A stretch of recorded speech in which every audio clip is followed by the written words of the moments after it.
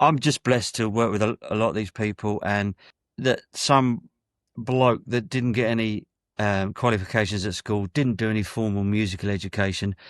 I've blagged my way through all these years, and I'm still getting away with it.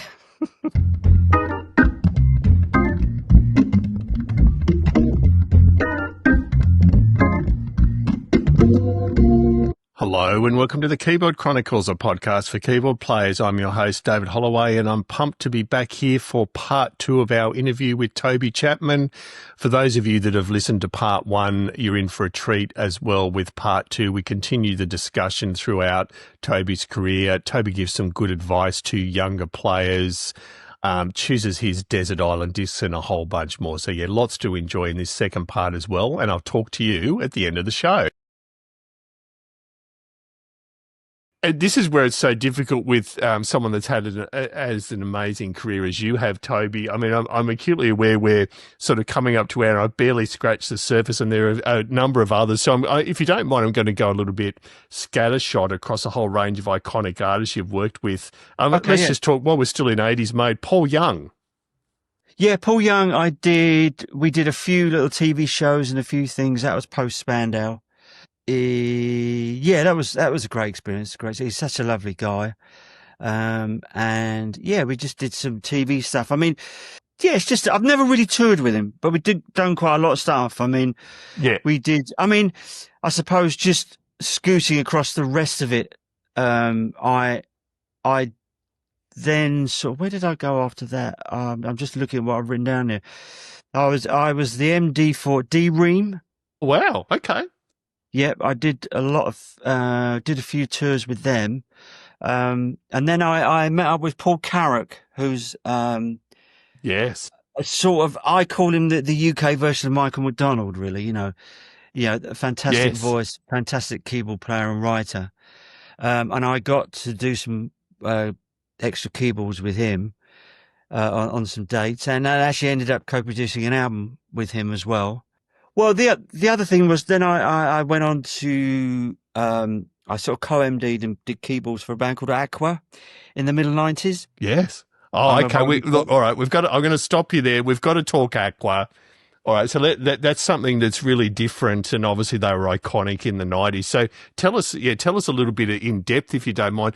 A good friend of mine, Gary Wallace, who's an amazing drummer, percussionist.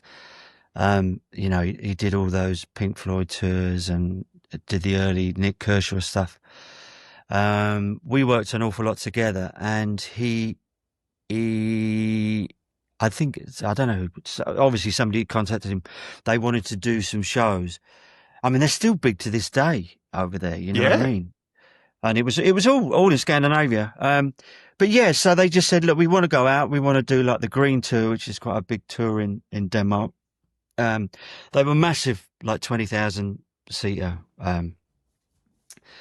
gigs, and so yeah, Gary and I were involved in just programming it up, getting it to sound like the original record, because we thought that's what it should be. Because people, I remember there was one song that she wasn't happy to sing if she didn't have to. I can't remember why, but I remember we were still using Akai 1100s or whatever they were at the time, 3000 XLs or whatever they were. But I had to put a whole vocal in, which is all, anybody who's listening to it knows about keyboards, it just has a trigger point, and God help if there's any spikes in anything. And once it's started, you can't really stop it because it was a freewheeling thing. It was with a sequencer and all of that, but it was they were fun times, actually. She's crazy. She's such a crazy one. And then I can't remember the other guy's name now. Let's go, Barbie. I was calling Ken. And I mean, as you know, Toby, they're extremely popular in Europe, and I mean, in other areas they are best known for Barbie Girl, but they had a string, even in Australia, they had a string of hits, and even that Back to the 80s song only a handful of years ago. Like, it's amazing stuff to how very good long their career has run. Søren Rasted, who's one of the sort of masterminds behind it, because they had a studio. They were doing I think one of the reasons why we met up with them because they had a studio off the Walworth Road, which is in the middle of London. It's a real old London area, not Cockney traditionally, but it's that sort of area. One I was familiar with, and they hired a studio there, so we went and worked in there and did the rehearsals and all of that. But he's great, and the partner, I can't remember the other guy, but what I'd call the main protagonist behind it was Soren and the other guy. Soren was great at the lyrics and the cheeky tunes. Well, they were both great. They were fantastic. Absolutely. I mean, Soren and I ended up doing an album for what was the first Pop Stars record whenever that would have been, mid-90s. A guy called Jorn, and so we co-wrote and produced that, and that went straight number one over there. So yeah, that was that, and then after that we did some gigs with somebody you may very well know, Tina Arena. Absolutely. Oh, what a great name! If you're going to have a surname that sounds great, yeah. I mean, you don't call yourself Tina Working Men's Club, do you?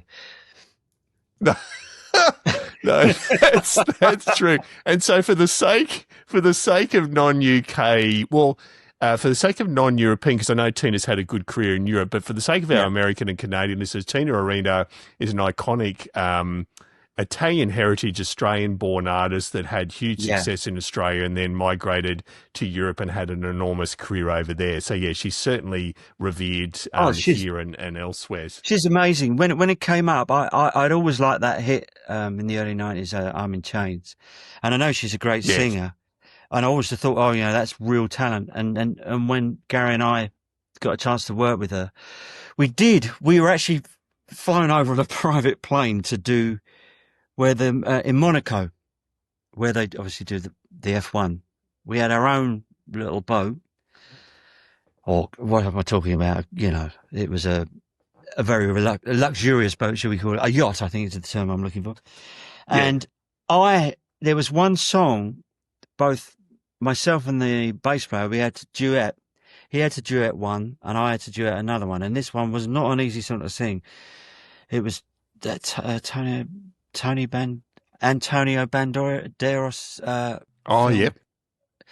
Can't remember what it was called, but anyway, thanks to Gary, he said, "I said that you're singing that with her," and I went, "Oh, cheers, Gary." So anyway, in rehearsals, I started doing it. I said, "Tina, by the way," I said, "I'll be better off behind the piano. I don't know all that stand up the front business, She said, "Fuck you are," she said. I don't know if you know her, but there was no negotiation. I can imagine that. She said, "Fuck that! You're coming down the front to sing with me, whether you like it or not." And so, of course, we went and did it, and it was just a 45-minute set. And there was big names in the audience, There's me, this bloke claiming he ignored a tune, So it came to it. She announced me, and I walked down. And of course I've never really done all that, So she immediately holds my hand and she says, "Toby's going to duet with me on this song." So we did do that to track because it was one of those ones, it's one of those massive sort of Disney things. There's no point in trying to replicate that. And obviously I couldn't play the keyboard, so, and it was keyboard orientated. So I just remember she always said to me, she turned one side to me, whispering in my ear, she said, "Look, just make out you fucking love me." So, of course, I had to sing with her and, look into her eyes and all this, But it's a pity. I'd love to have seen, people weren't filming so much in those days, but I'd love to have seen how that looked. It would have been funny. But moving on to... I was about to say... Yeah, I was about to say I'll be searching for video of that, Toby, but it sounds like that might be a challenge. Well, if you do find it, I'd love to see it. Yeah. After that, I went on to produce 2 or 3 Cher songs. Yeah, over at her house. It was just after the album where she'd had that big resurgence with "Do You Believe in Life?" So we went over. We were one of Yes. the teams of producers that went over there, and basically, well, I mean, in those days it was quite to do because we had to hire Pro Tools rigs and all of that, and we set it up in her. She had a place on Malibu, so we set up these systems in one of the guest bedrooms. And I remember it was funny trying to truncate this a little bit, but we had to do tie lines all to the next guest bedroom where she was going to sing. And we'd done the vast majority of the track work in London at Metropolis. So we came there. So we had a lot of it there. And I remember going, she said, Toby, can you come and conduct me? I said, Cher, I don't do any of that nonsense. I said, I'm a programmer, I'm a play a bit, I can do a bit of this and that, but I don't conduct. She said, I don't care, just throw your fucking arms around a bit, you know what I mean? Which is what I did. And I was sort of just doing this in front of her, I'm thinking, fucking hell, this is Cher.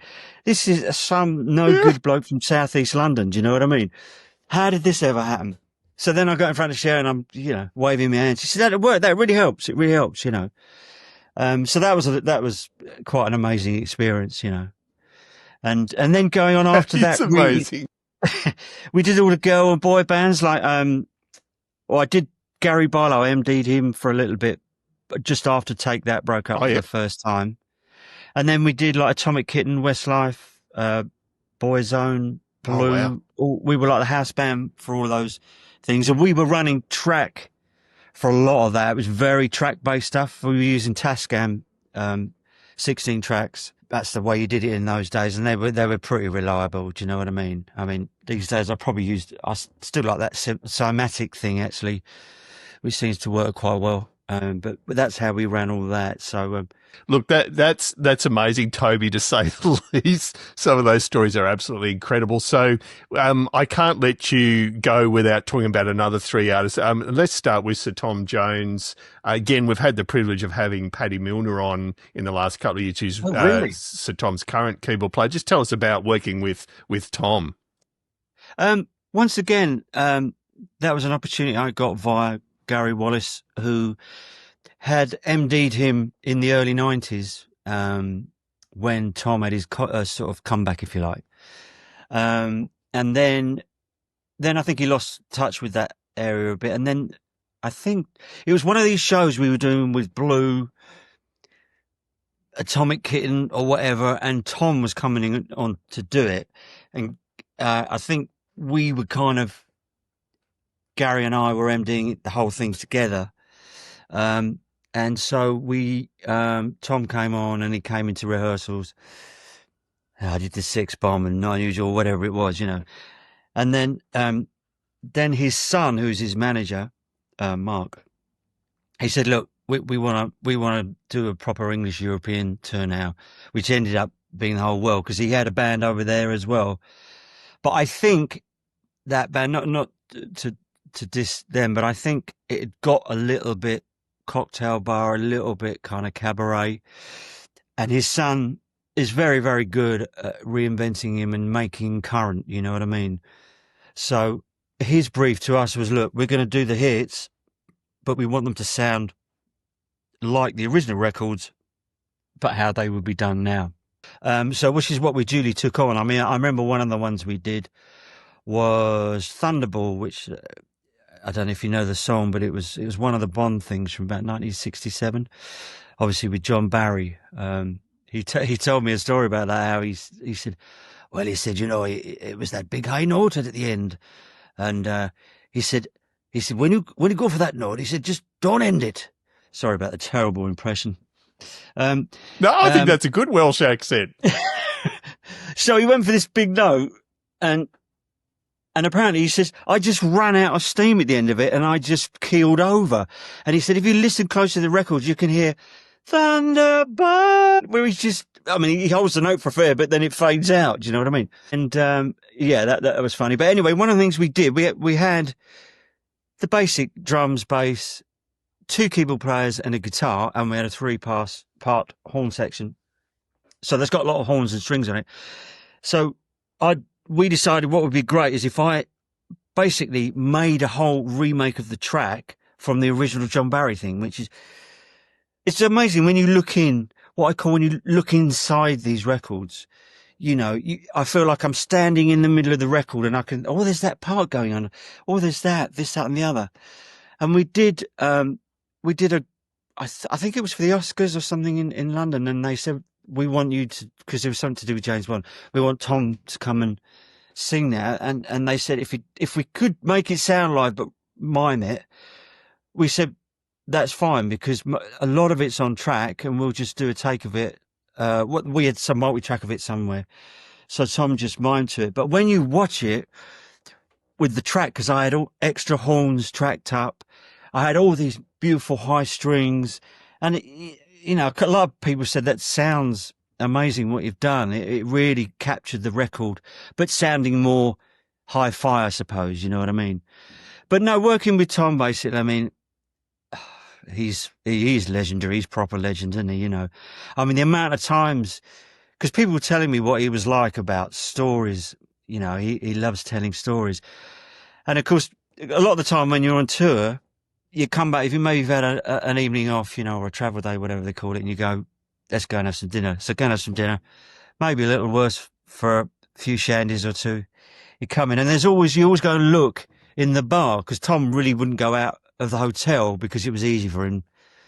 And I remember going, I mean, this shows it must be a few years ago, going in, and I'm looking around to see who's in the bar, and I'm going, oh, fuck, Tom's in the bar. This is by the time I've done a few nights with him.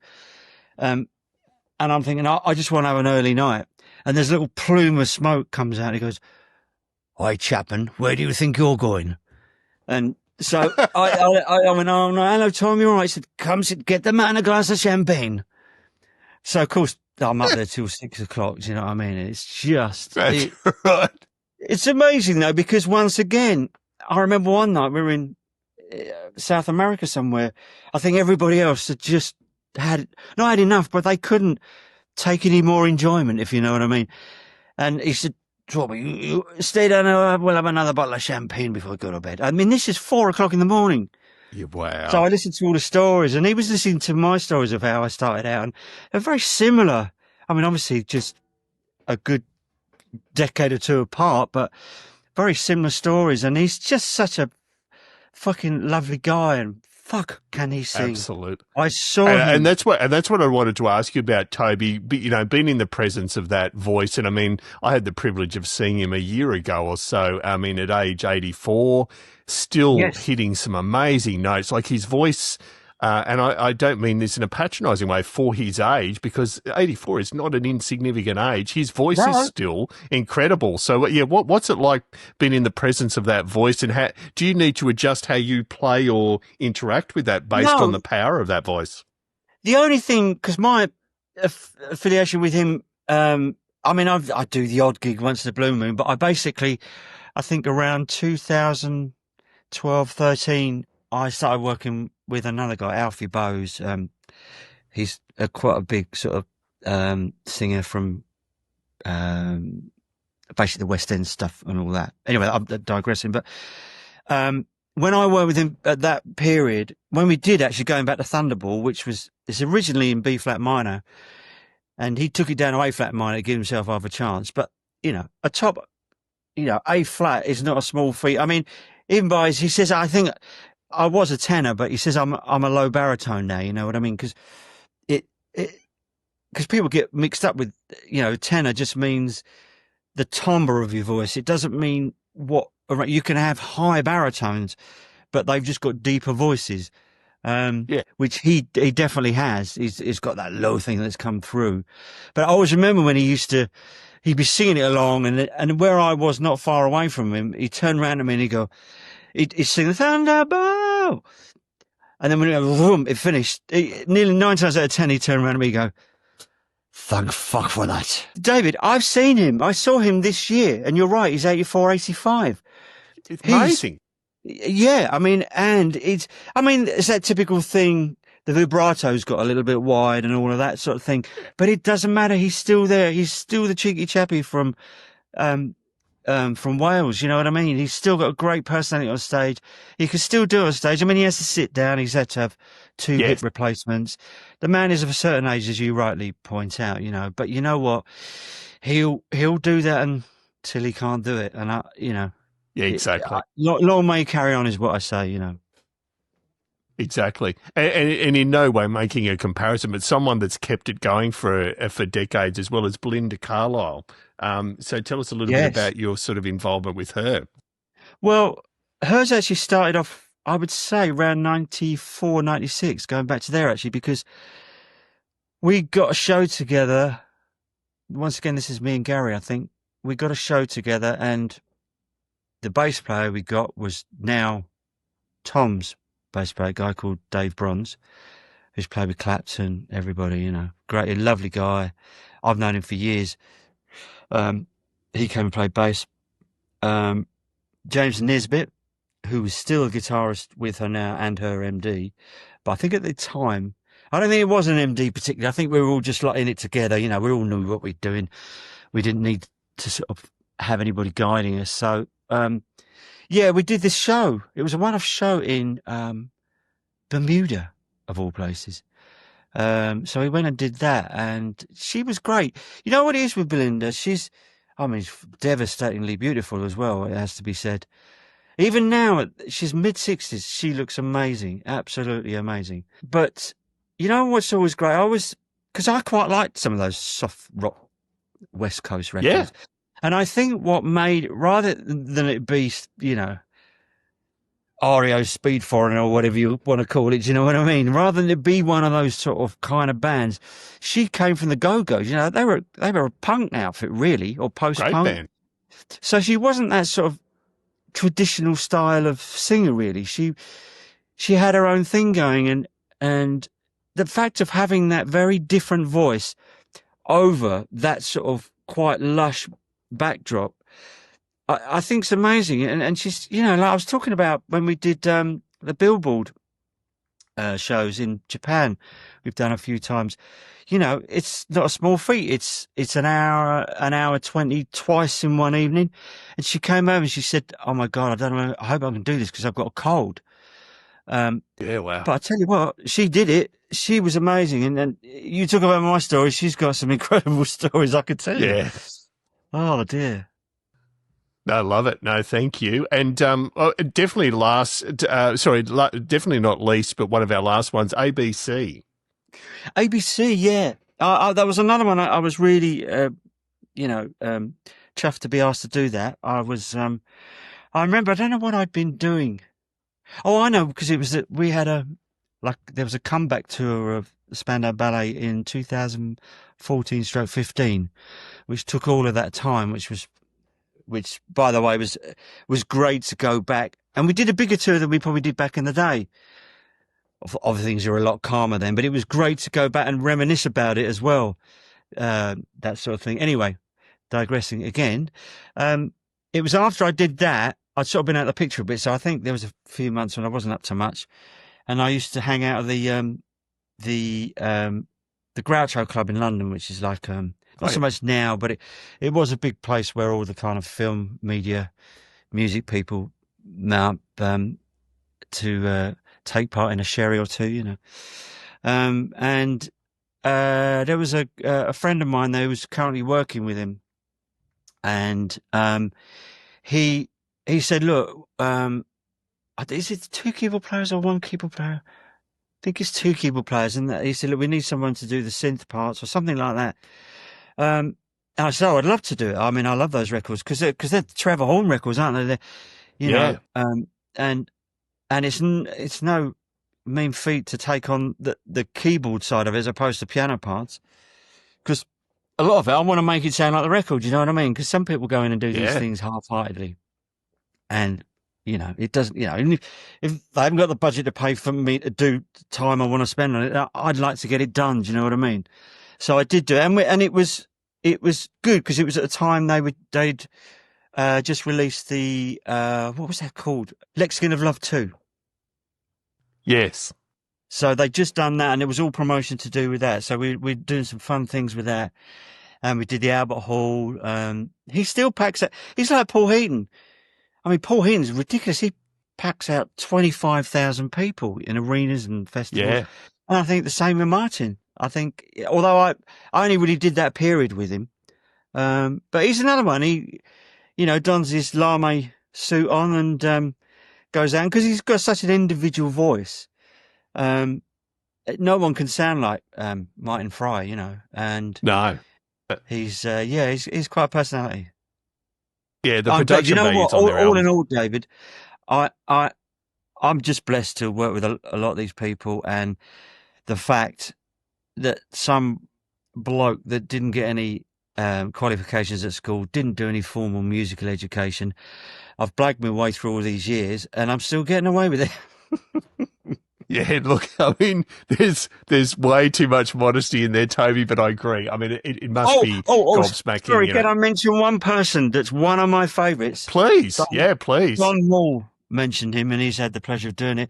He's working with Rick Astley. Of course, yes, please. And funnily again enough, we had John Maul on recently who talked about his stint with Rick Astley as well. And so that was really fun, because I think they got rid of a couple of people in the band that for some reason weren't working out. So they got another guitarist, and then Simon Merry, the drummer, said, "Look, you'd be great for this. Do you want to do it?" I said, "Of course, I'd love to do it." So I did a year with him, and it was an amazing time, because Rick's such, just such a pro, and he doesn't take it too seriously. It's like a bit of a stand-up show, really, when he's on stage. But it's not just that. He's got a sense of humour, and he engages the audience. They love him. But of course, he's got a good back catalogue, and people are buying every album he's done since the album 50 has gone straight to number one. And I just love him, and he really looks after you in every way possible. And yeah, I can't say enough about him. He's just one of the nicest guys, and what an amazing talent. And we opened for him with Belinda at the beginning of last year. So we're all on the same tour. So it was great fun. There was the two bands together and all of that. I wasn't doing it then, but I was obviously doing Belinda, and it was just great to. I mean, packing out arenas again, 16,000, 17,000 people. Yeah, so but good. Look, to I'll see. shut up it because is. I'll go on forever. No. We're not done yet, because we're going to get back to some questions about you. And, let's say you have to do hard labour in this awful music business for another 20, 25 years, God forbid. Toby, what does the last 20 years of your career look like? What are your aspirations, and what do you see happening over the next decade or two if you decide to keep it up? Well, yeah, it depends if anybody wants me anymore.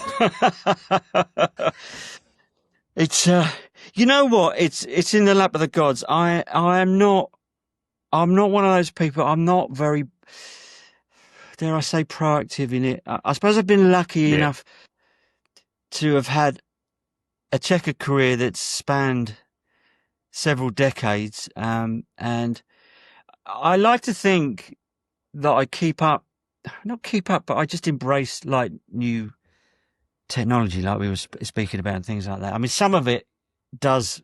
A couple of people now, some of these gigs, like Sam Smith and all that. I mean, I see the keyboard setups they use. It's like, wow, what happens if that all breaks down? Do you know what I mean? You can't just play a bit of rock and roll piano, can you?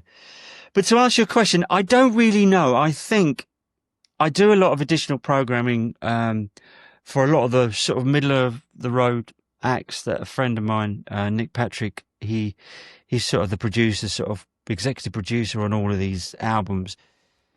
And of course, he farms out a lot of work to people like myself who cover it. He'll say, look, we've got the basic tracks together, but what we need is some of what he calls my fairy dust on keyboards. And then he said, I think some of the guitars, we didn't have time. Could you replace some of the acoustic guitars? Could you, even if we don't use your harmonies, can you sing some harmonies so I can, like Michael Ball, I do a lot of albums for, I can sketch the parts out for him, And I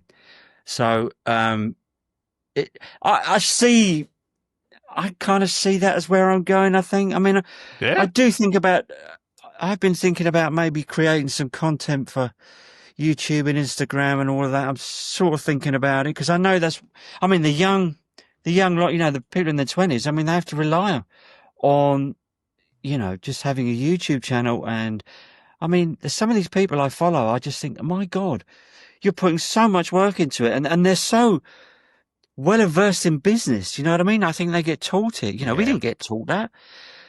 No. Yeah, I, I haven't really got a definitive answer to that question, but No. I think it's cool. I'll just Good. keep my fingers crossed, really.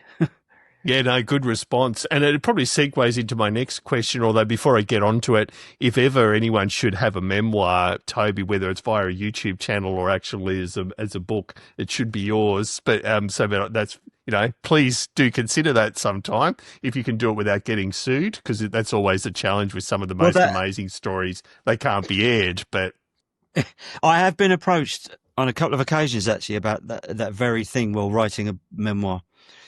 And one guy I met, he said, we're looking at sidemen like you, so we be interested in looking into it. I mean, since I've lost contact with the guy, but he said, if you can put all the dirt in it, he said, I can pay you a lot of money. Do you know what I mean? And I said, well, of course you yeah, can.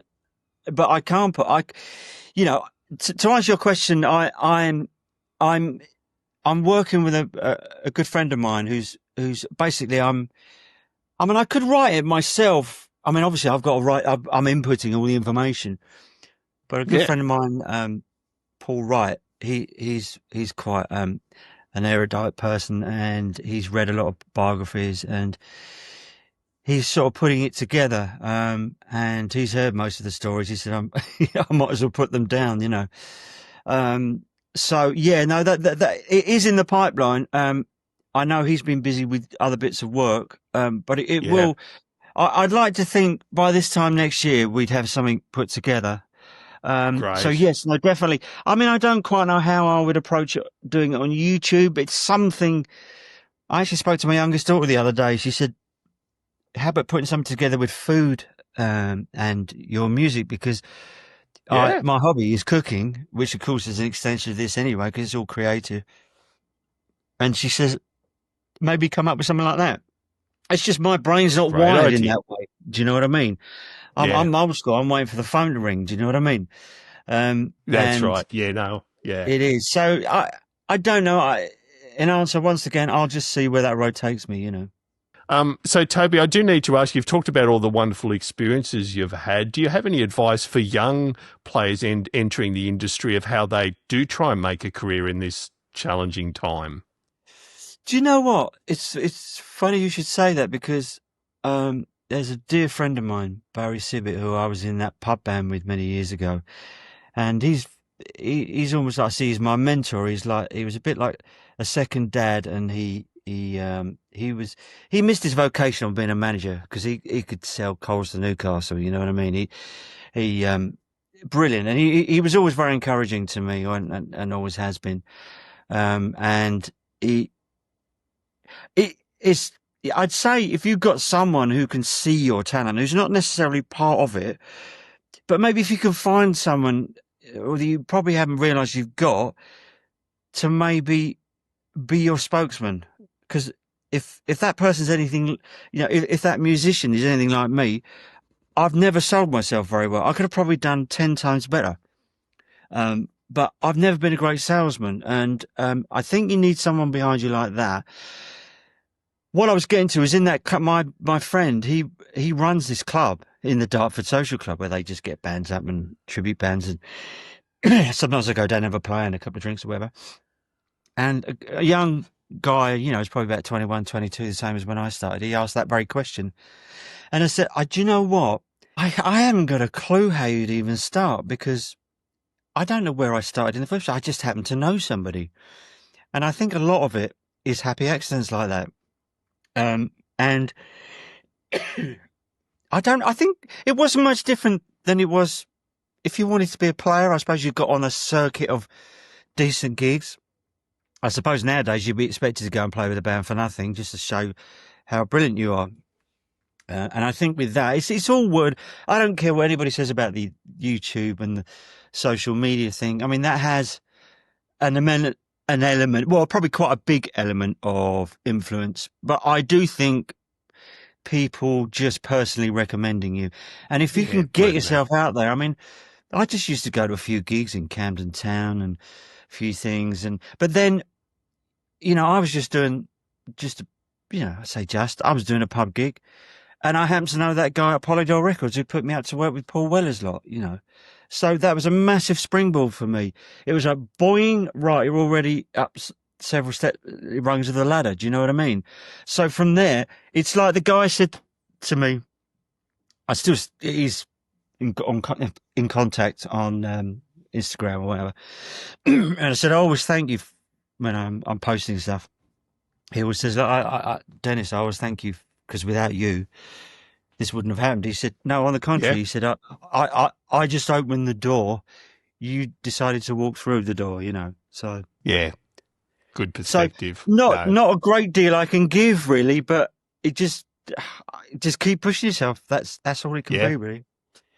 No, amazing. And our last question is the dreaded Desert Island Discs, Toby. So 5 albums. If you had to call out 5 albums that are your favourites of all time, what would they be? Oh, 5 albums. Goodbye Yellow Brick Road. Nice. God, there's all sorts of things. Hotel California. Beautiful. Because I didn't really trying to think of the rocky stuff, because I used to like rocky stuff. I know number 1 would be Minute by Minute by the Doobie Brothers. Nice. But there's, I would say, because there'll be a lot of Coldplay in there as well, but I don't know which order it would be in. Okay. If you're happy, I'll just choose one, Toby. But yeah, Coldplay. Yeah, in the lot, I'd say choose either something over the last 3 albums. Put that as number 2, because that's what I listen to a lot. Oh, and probably number 3 would be Vince Gill. I think it's an album called Whenever You Come Around. Nice. Toby, that's amazing. Look, in spite of us, spending so much time together, I do feel like we've barely scratched the surface. And you mentioned about fairy dust. I think you've sprinkled lots of fairy dust over many artists' lives, and it's not through just luck, like you're maintaining. It's through absolute talent. And all, as you know, part of success is also the hang, and you obviously would be an amazing guy to hang with as well. So, yeah, it's been a real privilege speaking with you, and we'll definitely keep in touch and hopefully see you down under at some stage. No, and you too, a pleasure. And it's interesting when somebody asks you all these questions, and I've had a few similar things to this, and it's funny because it's all brought it back to the forefront, you know what I mean? And there's little nuggets. I think it's nice I know this is primarily about keyboard players and their life on the road and keyboards and stuff, but I also think people like to hear some of the silly stories. Absolutely. The things that go on. And there we have it. I hope you enjoyed that 2-parter. I know I did. I think you can tell I had a hell of a time talking to Toby. What a guy, and what a raconteur as far as his career and music more broadly. So yeah, huge thanks to Toby for his time again, and we do hope to see him in Australia again. Would love to follow up. So a huge thanks to you as well for listening. And I do want to make an aside. In the show notes, you'll see that I do link to Paul Heaton and the Beautiful South. If you're unaware of either of those acts, and we opened part 1 with it, the Beautiful South had just such an incredible career across 5, 6, 7 albums. It's just, I cannot recommend highly enough checking them out. I have a personal love for the album Choke, which was their second album from memory, but yeah, do check them out. But Toby's influence there is obvious, but across everything else we covered, can't thank him enough for his time. A huge shout out again to our gold and silver supporters. So the amazing Tammy Catcher from Tammy's Musical Stew. Thank you, Tammy, as always, for your support. The brilliant Mike Wilcox at Midnight Mastering. If you do create your own music and you need someone to run their eye over it from a mixing and mastering viewpoint, Mike is the guy. I cannot recommend him highly enough. Dave Bryson, the team at the Keyboard Corner Forum as part of the musicplayer.com forums. Do check that out. What a great place it is to hang. And last but definitely not least, the amazing Derry Evans from the sunny land of Wales. Thank you, Derry, for your ongoing support. It's hugely appreciated. Again, thank you for listening. We'll be back again in a week or two. And until then, keep on playing.